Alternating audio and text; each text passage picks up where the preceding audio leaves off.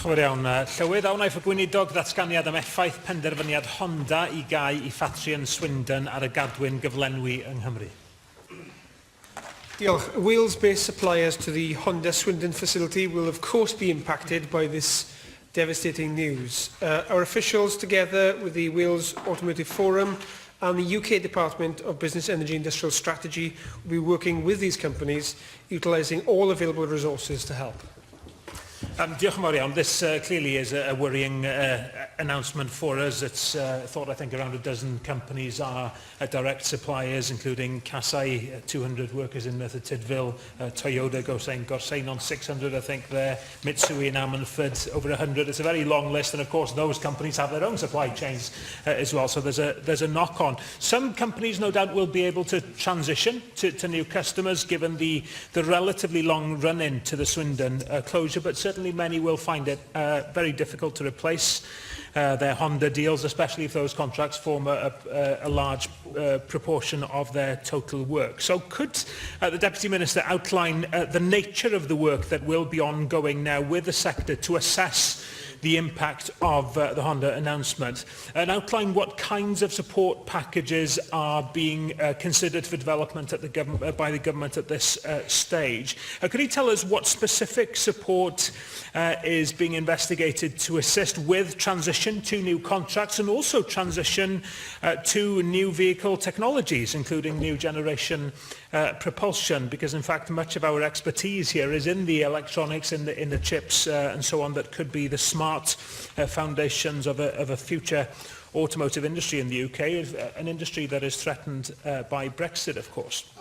Now, whilst Honda says that their decision is not because of Brexit, there is plenty of evidence to show that uncertainties and nervousness about Brexit have been a significant factor in some decisions taken by car and component makers to de-invest in the UK in recent months, and there are of course plenty of warnings about catastrophic consequences of a no-deal Brexit for car making in the UK. Now, the Deputy Minister would have read reports, as I have, of a fund codenamed Kingfisher by the UK Chancellor to bolster the economy in the event of a no-deal Brexit. Now, were preparations for Brexit transparent, as they should be? I'm sure Treasury would already have been having conversations with Welsh Government about how such a fund could work in Wales. What priorities would be and so on. I'm not holding my breath, but I'll ask nonetheless what discussions may have taken place on specifically what level of funding might be available from Kingfisher or any other fund for that matter for the automotive industry in Wales. Also, does Welsh Government expect to have any influence over how those funds are spent, and also how different companies and different sectors, including automotive, can be expected to access those funds? Thank you. In fact, there are 18 Wales-based companies in the Honda supply chain. For the majority, Honda accounts for less than 10% of their total business, but there are 3 companies, all of whom are Japanese-owned, where Honda accounts for 80% of their business. And there's one other company, also Japanese-owned, where Honda accounts for nearly 50% of their business. Of course, this announcement will not come into play for 3 years, which does give us some time to work with the companies to find alternative markets. And in the meantime, the companies are still expected to meet their contractual requirements to Honda to work at capacity. So we're not expecting any immediate redundancies, and we do have 3 years to assess the options available to us, and it's encouraging that Honda are inviting the companies to bid into their new model.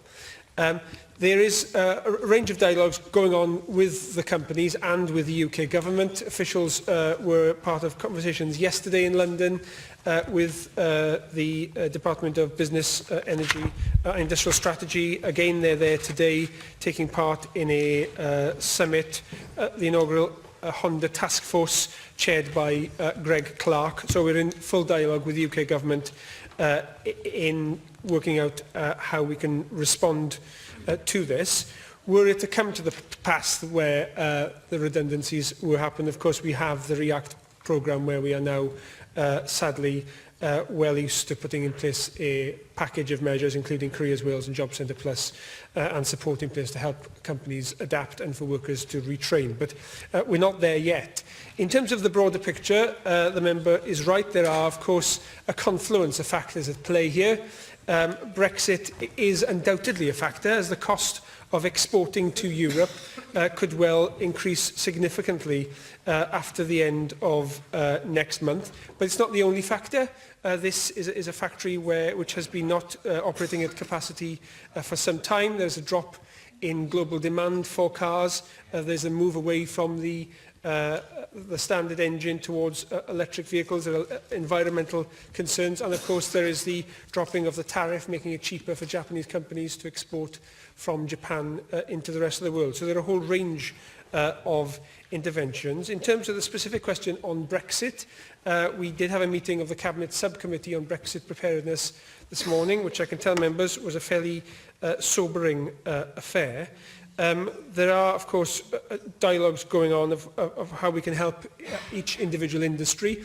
We would encourage all manufacturing companies to take advantage of the Brexit portal, which is the central source of all advice for how to adapt. We are concerned that certainly amongst small and medium enterprises, too few are engaging. Having took part in a round table with business groups last week, there is a feeling among small businesses in particular that Brexit will be sorted out in some way. Something will turn up and they needn't worry too much about it. There are a number of organisations who are engaged and have accessed our Brexit Preparedness Fund, which has been maxed out, and we have now released extra resource to make sure there are further support available for businesses.